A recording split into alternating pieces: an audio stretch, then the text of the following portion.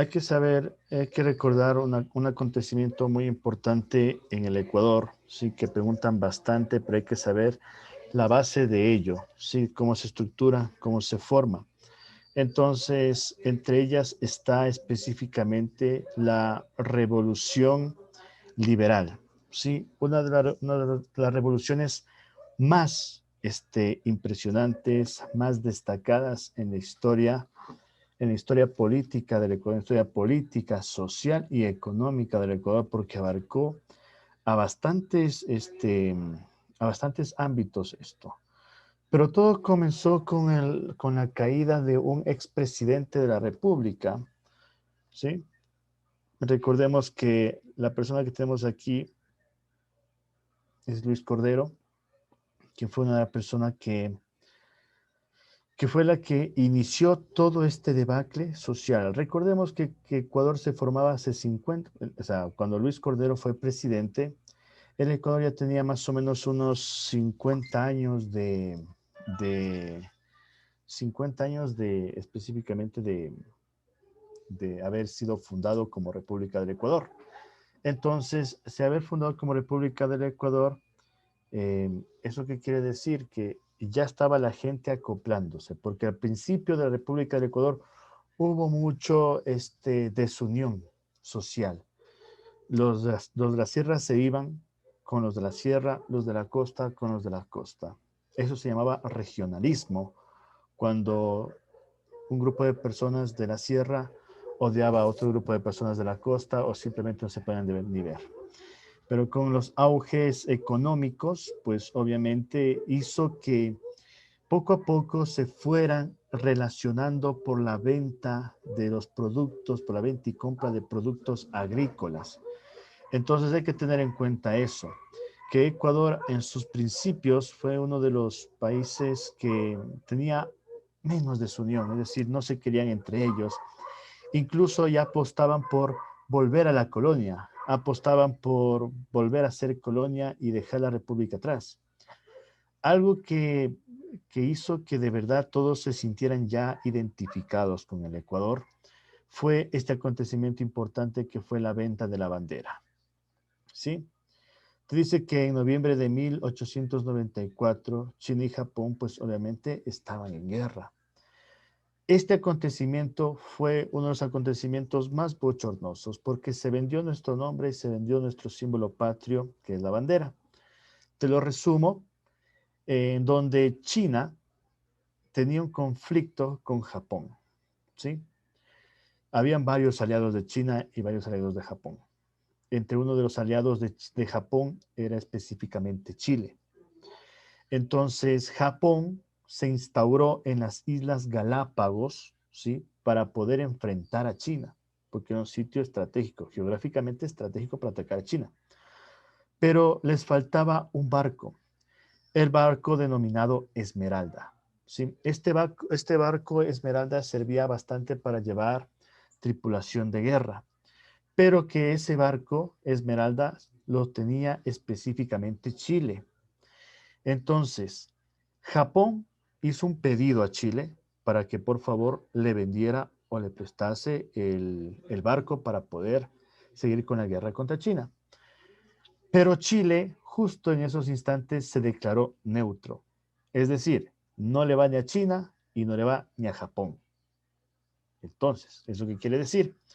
Que ya no podía prestar ni vender ningún armamento, ningún objeto para que se pueda realizar la guerra, porque era neutro.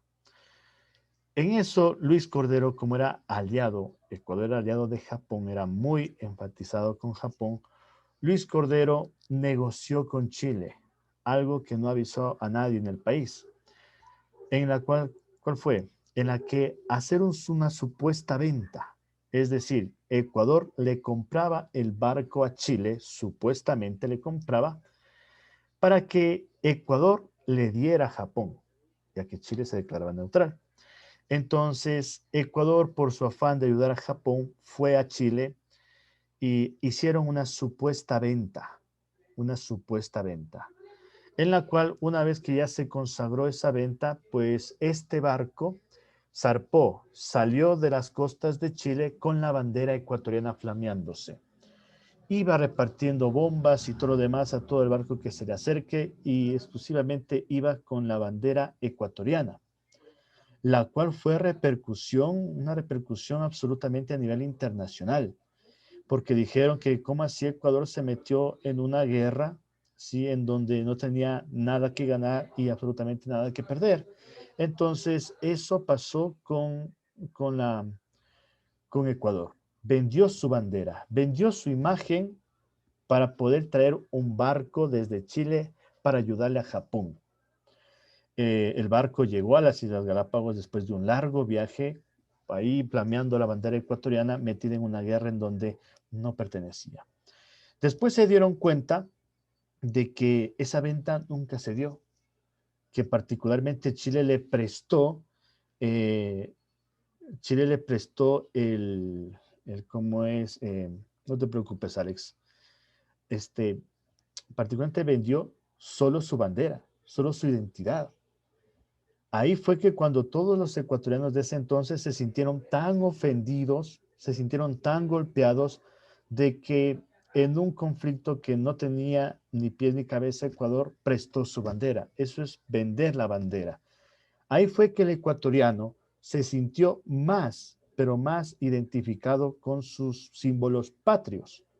Entonces, obviamente, la gente se enfureció y empezó a reclamar, hicieron revueltas, hicieron manifestaciones y derrocaron a Luis Cordero de la presidencia.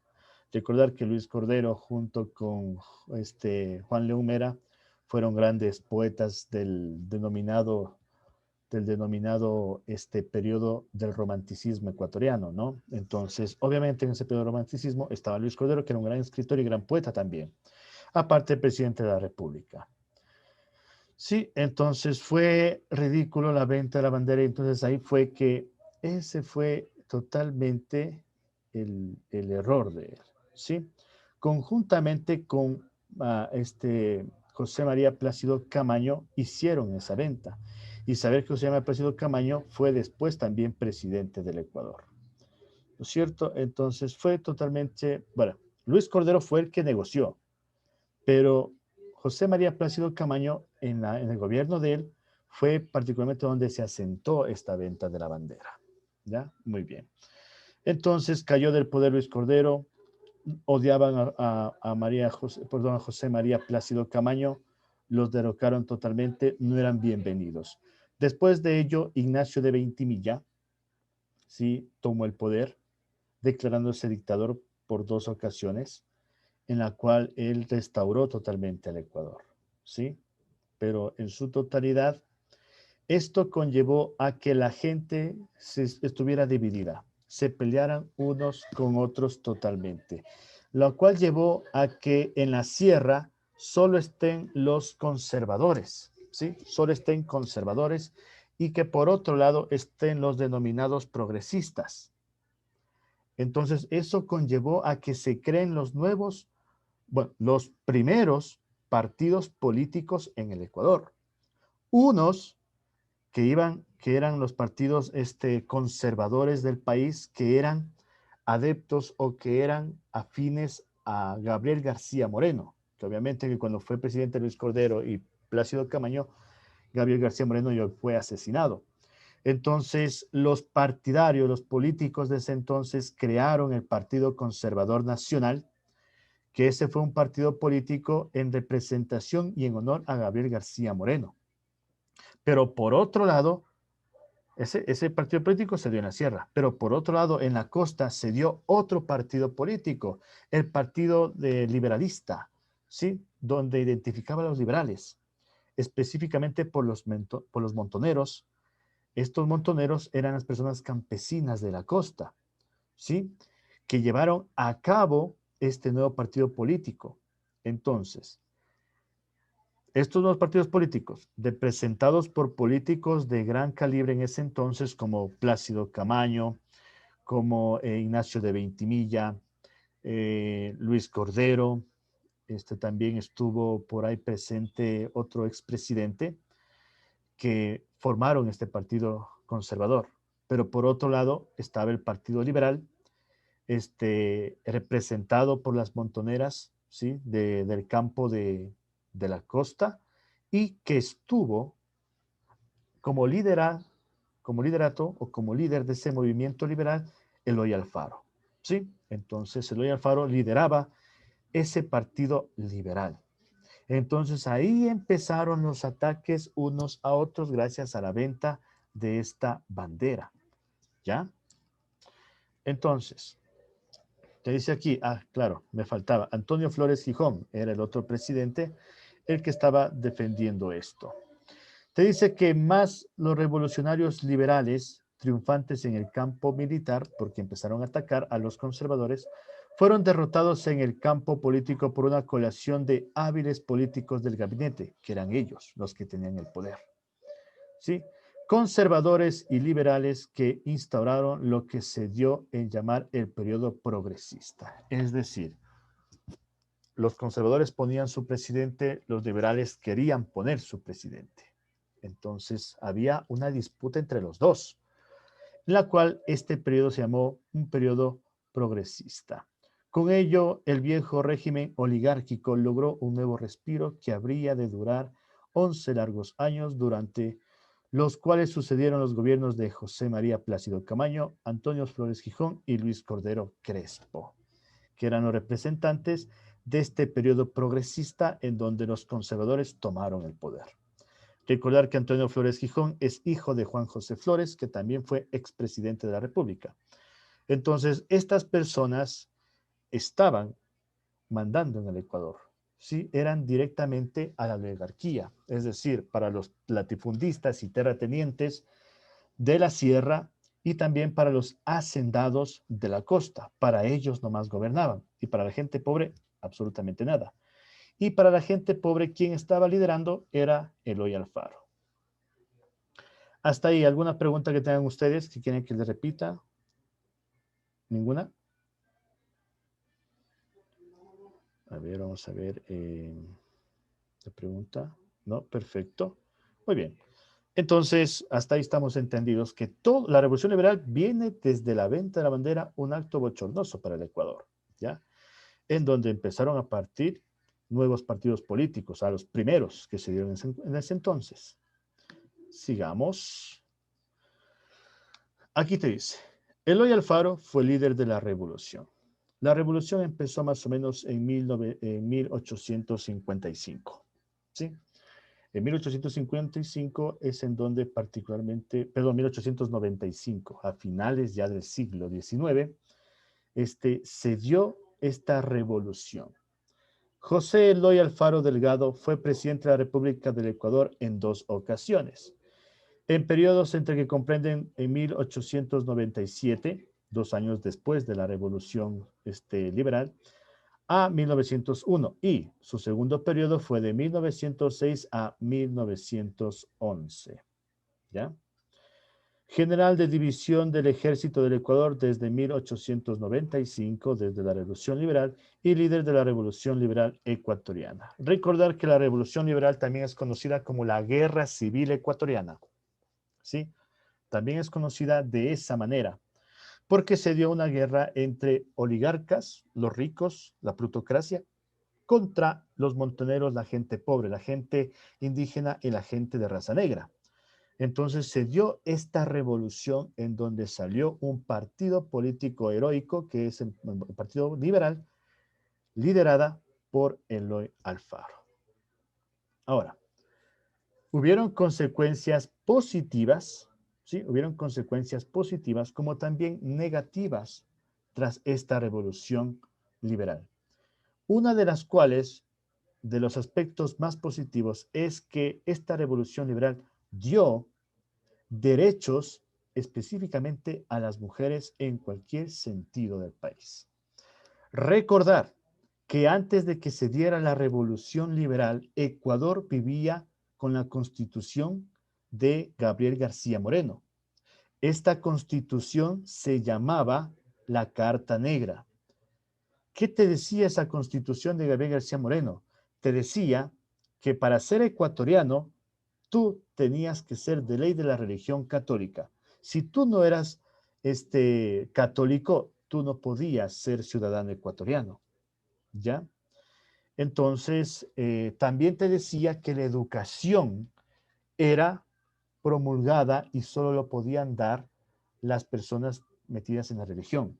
Jesuitas, los padres agustinos, ¿sí? Un montón de grupos que se dieron en fundar colegios, en fundar universidades, pero que como dogma central era obviamente dar la palabra de Dios. Era una educación 60 o 70% religiosa y 30% ciencia, ¿ya? Y también recordar que Gabriel García Moreno fue el gran impulsor de la educación en el Ecuador porque fue fundador de varias instituciones educativas. Fundó la Escuela Politécnica Nacional, una escuela politécnica que aparte de que daba ingeniería, pues obviamente también quería dar teología. Teología es la ciencia donde se habla de la palabra de Dios. Muy bien. Todo eso cambió Eloy Alfaro, en donde ni las mujeres no podían ser tomadas en cuenta en campañas electorales, no podían, no tenían, no tomaban en cuenta para ocupar cargos públicos, no podían alistarse a las Fuerzas Armadas, no podían ser periodistas, ¿sí? En absoluto. Recordar que en ese tiempo, al finales del siglo XIX, se dieron muchos acontecimientos, como también el auge del periodismo, en donde la opinión social se hizo famosa, ¿ya? Entonces ahí todo, Ecuador empezó a transformarse. Y también el auge cacautero, que empezó a darle mayores ingresos al Ecuador. Muy bien. Te dice que la revolución liberal, también conocida como Guerra Civil Ecuatoriana, fue un movimiento revolucionario en contra de los gobiernos de carácter conservador, lo que les decía. Por una parte eran conservadores, por otra parte eran liberales. Eran los únicos partidos políticos que estaban en el Ecuador. E impulsado por varias fracciones insurgentes lideradas por Eloy Alfaro. La revolución tiene como fecha inicial el 5 de junio de 1895. Tener en cuenta esa fecha, muchachos. ¿Sí? El 5 de junio de 1895 en Guayaquil, cuando Eloy Alfaro fue proclamado como jefe supremo. ¿Sí? Jefe supremo de ese movimiento, más no presidente constitucional de la República. Tras la caída del presidente interino Vicente Lucio Salazar, que obviamente no hay muchos datos de él, pero fue un presidente interino después del derrocamiento de Camaño, entró como presidente interino Vicente Lucio Salazar. Un presidente interino quiere decir que es un presidente temporal hasta que se elija el presidente constitucional, se confirma un presidente, ¿ya? En manos de los liberales, Eloy Alfaro tomó el mando del Ecuador y ordenó la creación de la Constitución de 1897, lo cual la declaró presidente constitucional. Es decir, él creó una nueva constitución, creó leyes para que él sea nombrado presidente. Y cuando cambió la constitución, después, cuando fue presidente total y legalmente constitucional del Ecuador, que lo dice acá abajo, fue nominado presidente constitucional del Ecuador, cambió totalmente la constitución que se venía manejando antes, que era la constitución hecha por Gabriel García Moreno. Entonces eso se acabó con la revolución liberal, con una nueva constitución formada por Eloy Alfaro. ¿Sí? Como antes, nosotros, se cambió la constitución. Fue en el gobierno de Rafael Correa, estoy hablando en tiempos actuales.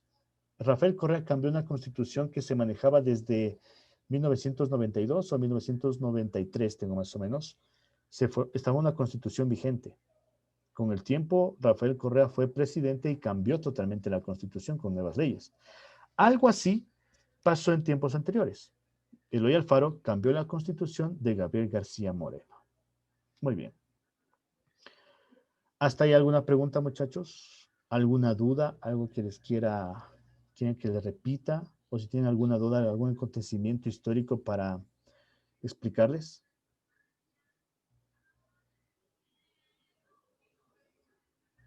¿Sí? ¿No?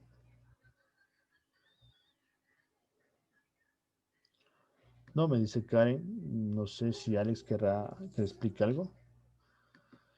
Ahí podemos ver fotografías de Eloy Alfaro, ¿sí? Fotografías totalmente ya muy antiguas, ¿sí? De Eloy Alfaro con sus acompañantes, ¿sí? El viejo luchador que lo saben denominar a él. Muy bien. Te dice, el liberalismo radical ecuatoriano proclamó, ¿sí? La abolición del concordato. Ahora, expliquemos qué es el concordato. El concordato es particularmente la asociación con el Vaticano, ¿sí? La asociación totalmente con el Vaticano, ¿ya? ¿Esto qué quiere decir? Que Gabriel García Moreno se asoció con el Vaticano para intercambiar profesores, profesores sacerdotes, ¿sí? Y también para intercambiar diferentes tipos de productos que se daban en Italia, obviamente con el Ecuador, ¿sí? Y viceversa. Eso hacía llamarse el concordato, ¿sí? Que también el concordato era que la Iglesia Católica tenía mucha injerencia. ¿Qué es injerencia? Que tenía mucho poder en meterse en las decisiones del país. Es decir, Gabriel García Moreno, para hacer una obra, tenía que consultar por ley a la Iglesia Católica si es que se hacía o no se hacía. Y parte de los ingresos del Estado también iban a la Iglesia Católica. Ese era el concordato, lo cual, después de la Revolución Liberal, Eloy Alfaro no quiso seguir con eso, entonces eliminó el concordato. También instauró la enseñanza laica, pública y obligatoria. ¿Qué significa eso? Es otro punto para quitar la Constitución de Gabriel García Moreno. Antes existía solo la educación religiosa. La educación laica, ¿qué te quiere decir? Que la educación laica es libre y más científica. Es la que estamos o la que ustedes recibieron en el colegio, la que se está recibiendo en la universidad. Hay instituciones públicas que no hablan de la palabra de Dios, solo hablan de ciencia, ciencia y ciencia. Eso es educación laica, libre en pensamiento y científico. Educación pública. Recordar que con la constitución de Gabriel García Moreno, solo las personas que tenían dinero, ¿sí? Y una buena posición social, solo ellas nomás podían estudiar. Y ojo, solo podían estudiar hombres. Las mujeres estaba prohibido estudiar. Entonces, lo hizo pública. Es decir, ya no solo estudiaban solo los ricos o los que tenían el poder, sino también podían estudiar los indígenas, los mestizos, los de la clase media baja, los de la clase baja. Podían también ya estudiar. Y era obligatorio. Es decir, todas las personas estaban en la obligación de estudiar. ¿Sí? Un aspecto positivo que hasta la fecha se sigue manteniendo esto. La libertad de los indios.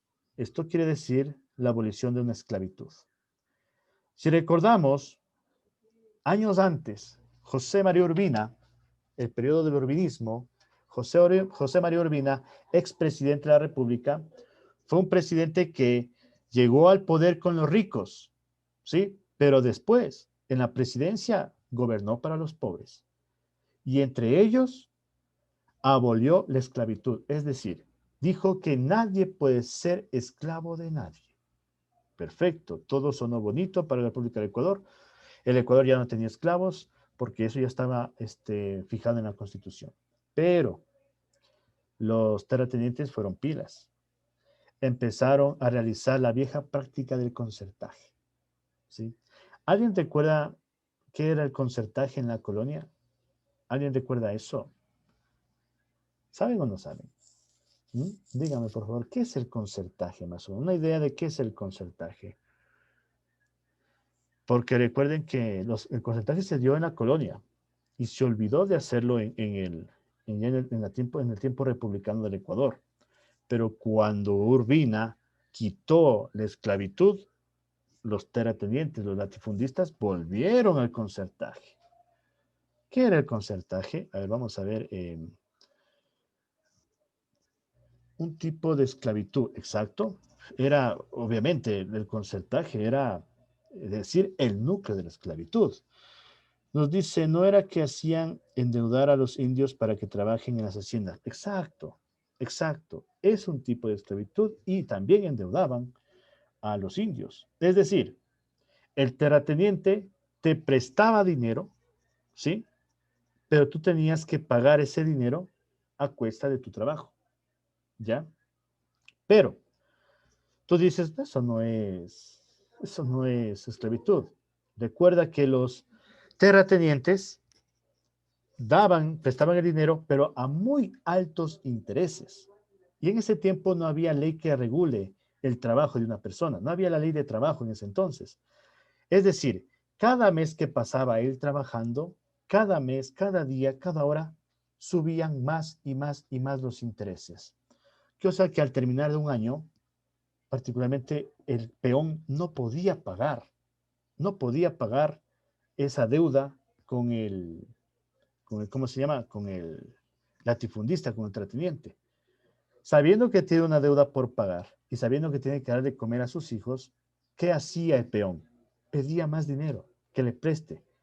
Entonces el hacendado cogía y le prestaba más y más y más dinero. Y él seguía trabajando más y más y más. Y los intereses subían más y más y más y menos probabilidad de pagar del peón. Entonces se quedaba esclavizado totalmente para trabajar. Y ahora, ¿cuál es lo malo del concertaje?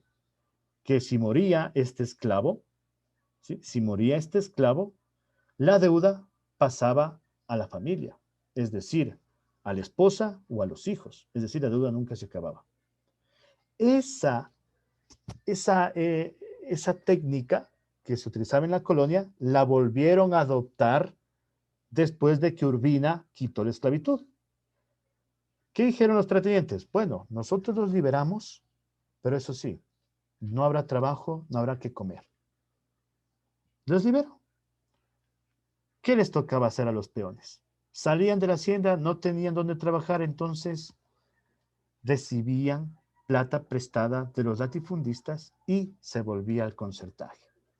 Entonces, Urbina dijo que se quite la esclavitud, pero lamentablemente los latifundistas piras volvieron al concertaje diciendo que tenían deudas y pagaban por eso.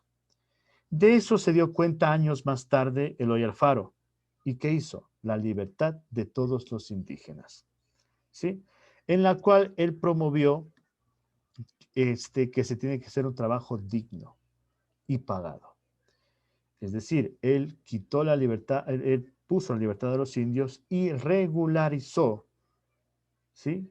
La deuda que tenían los indios o los negros con los hacendados, ¿ya? Que eran totalmente deudas que no eran, que no eran legales, porque no había papeles, ¿sí? En ese entonces habían bancos y tampoco se hacía el papel que hoy se hace. Entonces, eso logró totalmente Eloy Alfaro. Pero una cosa es decirlo en un papel, en un decreto, en una constitución, pero llevarlo a la realidad es muy difícil. Hoy en día la esclavitud es prohibido, es ilegal, pero en algunas partes la esclavitud se transformó como en un trabajo mal explotado hoy en día. Así se llama. La esclavitud ahora es un trabajo explotador con mala remuneración. Los empresarios cada vez están innovando en eso. Sigamos.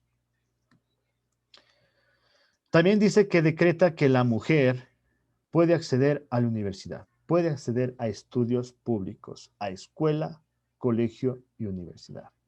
Tenían derecho de entrar a participar también en cualquier decisión política, en el voto electoral.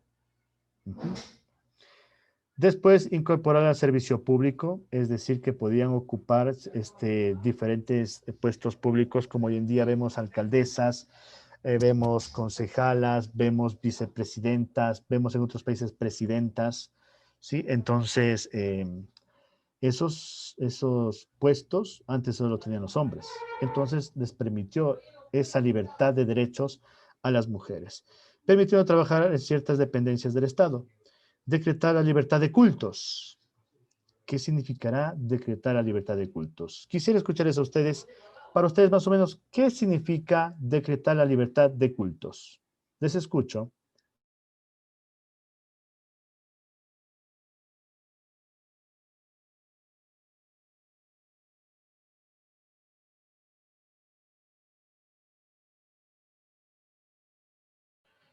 Perfecto. Libertad de creencias religiosas. Muy bien.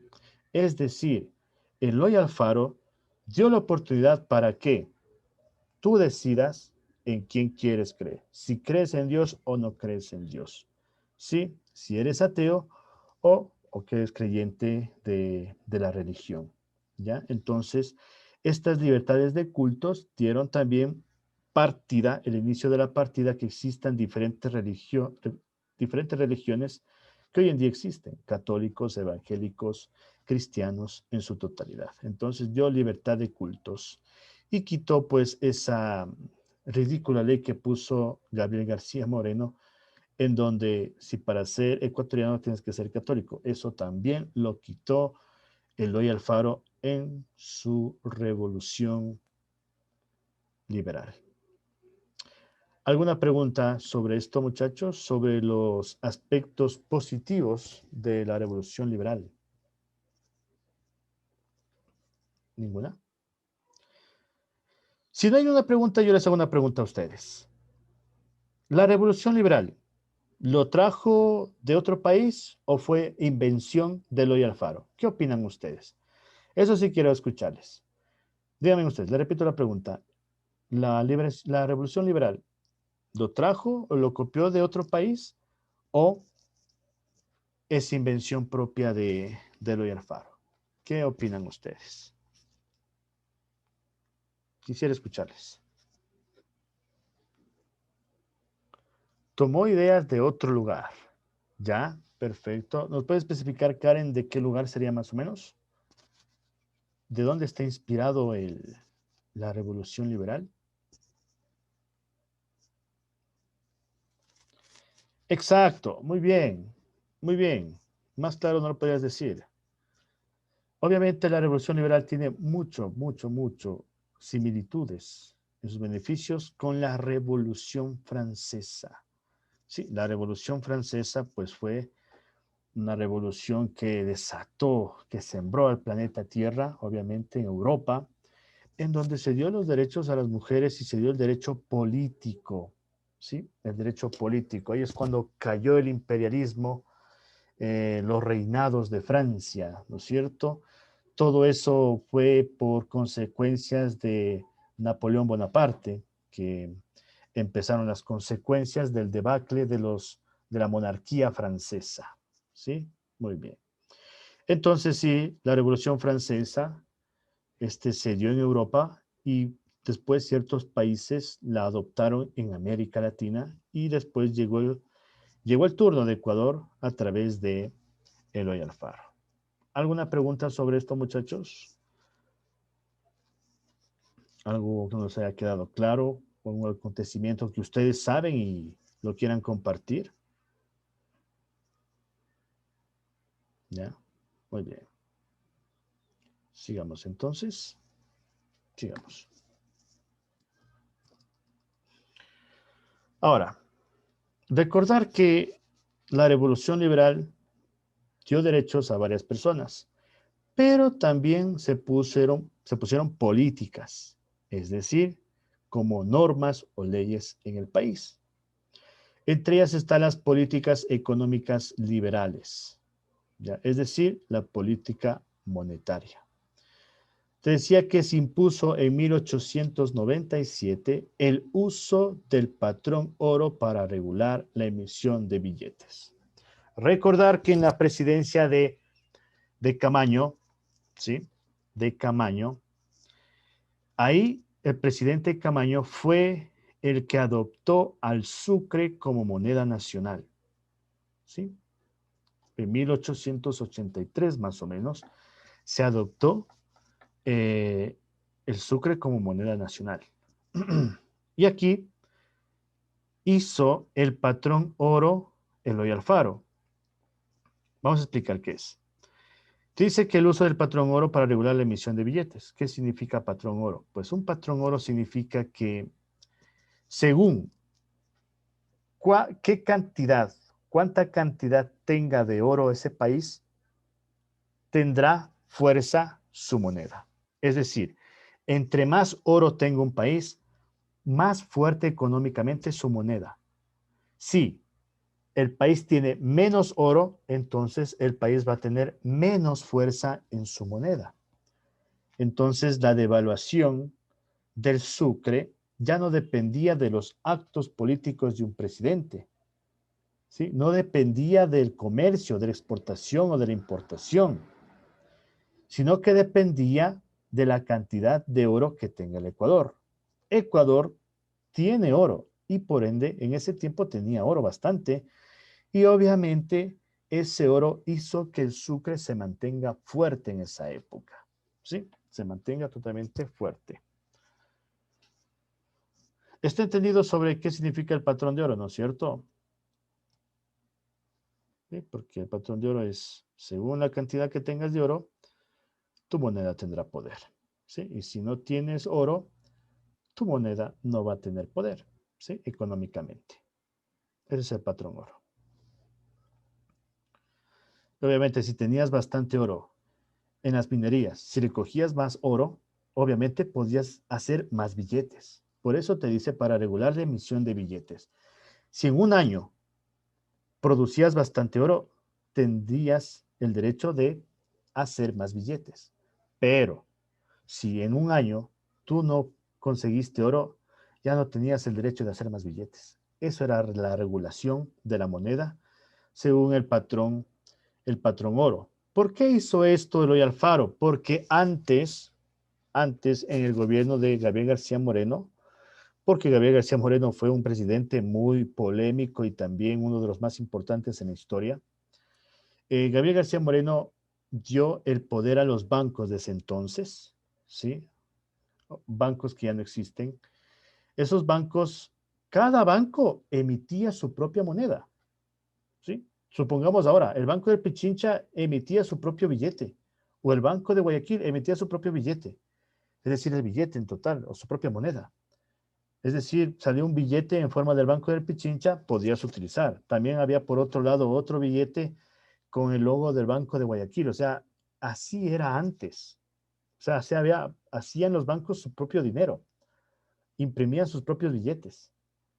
Entonces, eso quiso cambiar Eloy Alfaro, porque el Sucre, que ya estaba optado como moneda nacional, estaba peleando con los bancos que tenían otra moneda. Entonces, para acabar con las monedas, con el dinero producido de los bancos, ¿qué hizo Eloy Alfaro? No, pues, si nosotros tenemos oro, entonces, como tenemos bastante oro, nuestra moneda tendrá bastante peso a nivel nacional e internacional. Y como en ese entonces ya empezaron las exportaciones de cacao, ¿qué pasó? La gente prefirió utilizar más el sucre porque era una moneda fuerte por el oro que tenía Ecuador, a utilizar una moneda débil que tenían los bancos. ¿Ya? Entonces, por eso optó por esta medida Eloy Alfaro. No sé si me llegaron a entender la regularización de las monedas, de los billetes por el oro, ¿no es cierto? Por lo que pasó antes. ¿Sí me llegaron a entender o quieren que le repita?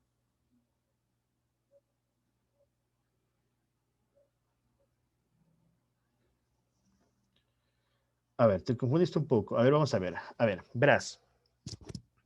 Antes de que exista el patrón oro, antes, en el gobierno de Gabriel García Moreno, se fundaron los bancos, ¿ya? En el gobierno de Gabriel García Moreno. Empezaron a existir nuevos bancos. Esos bancos, cada uno imprimía su propio billete, ¿ya? Es decir, como por ejemplo, se fundó en la presidencia de Gabriel García Moreno el Banco 1 y después se fundó el Banco 2, ¿ya? El Banco 1 imprimía sus propios billetes para que la gente los utilice y puedan hacer préstamos, todas esas cuestiones en su banco. Pero el Banco 2 también imprimía sus propios billetes. Es decir, el Ecuador antes tenía monedas diferentes, ¿sí? impresas por un banco, impresas por otro banco, otro dinero impreso por otro banco. Es decir, no había una moneda única. Habían diferentes monedas hechas por cada banco, ¿ya? Al pasar el tiempo, el presidente Camaño declaró al sucre, creó el sucre y lo declaró como moneda nacional, ¿ya? Es decir, habían billetes de diferentes banqueros, de diferentes bancos. Y aparte se puso otro billete más, otro dinero más llamado el sucre. Es decir, tenías la moneda, utilizabas la moneda del banco 1, utilizabas la moneda del banco 2 y utilizabas también la moneda del gobierno, que era el sucre. Es decir, tenías bastante dinero, o sea, bastantes tipos de billetes, bastante tipo de monedas. Pero ahí fue lo que se dieron cuenta de que el sucre no tenía un peso, o sea, no tenía una fuerza con los billetes de los bancos. Entonces, ahí fue cuando Eloy Alfaro dijo, yo voy a decretar un patrón oro. ¿Qué es eso? Para que el sucre sea más fuerte, una moneda más fuerte que las monedas del Banco 1 y del Banco 2. ¿Sí? Es decir, que sea una moneda más reconocida a nivel nacional y a nivel internacional. Entonces, para lograr eso, para que el sucre se consolida como la única moneda del Ecuador, ¿qué hizo Eloy Alfaro? El patrón oro.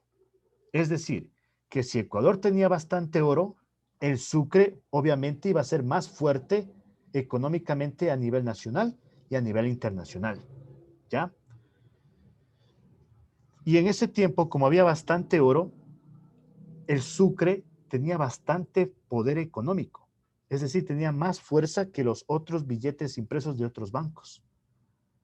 Ahí fue que los bancos, al ver que su propia moneda ya no podían competir con el sucre, decidieron retirarlo. Retiraron del mercado las diferentes monedas hechas por otros bancos y se quedó el sucre como la moneda oficial. ¿Sí? ¿Por qué? Porque el oro tenía bastante oro el gobierno. Entonces, obviamente, el sucre tenía bastante poder económico. Aparte, cuando se hacían negocios con los países, se pagaban con otra clase de dinero. Pero cuando ya vieron que el sucre era muy fuerte, empezaron a comprar cosas de otros países o recibir plata por haber vendido algo a otro país a través del sucre. Es por eso que los bancos ya no pudieron competir con el sucre. Las monedas de los bancos ya no pudieron competir y quitaron sus monedas del mercado y se quedó el sucre como moneda única en el país. ¿Sí? Una buena jugada para el Eloy Alfaro. ¿Sí me entendieron esta vez o no todavía? Dígame nomás, si no, volvemos a repetir. Por mí no hay problema. Sí, profe, pero sí, profe, ¿sí me entendiste? ¿O quieres que te repita? No, no, ahí no entendí tu... Sí, te entendí. Ah, ya, chévere. Perfecto. Pero, Karen. Ah, ya, perfecto. Ya me confundiste a mí, ya, Karen. Entonces, eso hizo lo del Alfaro. Para mantener al sucre como moneda fuerte ante todo, dijo, voy a anexarla con el oro. Es decir, entre más oro tenga el Ecuador, más fuerte es el sucre. ¿Sí? Entonces, eso hizo para que el patrón oro se impuso en el país para que se vayan las otras monedas de los banqueros. ¿Sí? Muy bien, sigamos. También tenía políticas arancelarias y aduanas, ¿sí? Es decir, aranceles, impuestos para el Ecuador, aduanas para controlar lo que se exporta, ¿sí? Lo que se saca del Ecuador. Redujeron notablemente el monto de aranceles que debían cancelar tanto importaciones como exportaciones. Es decir, en ese tiempo se vendía bastante el cacao, ¿ya? Entonces, supongamos que ustedes son hacendados cacaoteros. ¿Qué hizo Eloy Alfaro por ustedes? Ustedes tenían, para sacar cajas de cacao a otros países, tenías que pagar un impuesto para poder sacar esa fruta a otro país. Pero para los hacendados era muy difícil porque los impuestos eran altos. Cuando vino la revolución liberal, ¿Qué pasó? Exacto, bajó los impuestos, es decir, ya no te voy a cobrar lo mínimo para que sigas exportando más cacao a los demás países o para que sigas exportando otra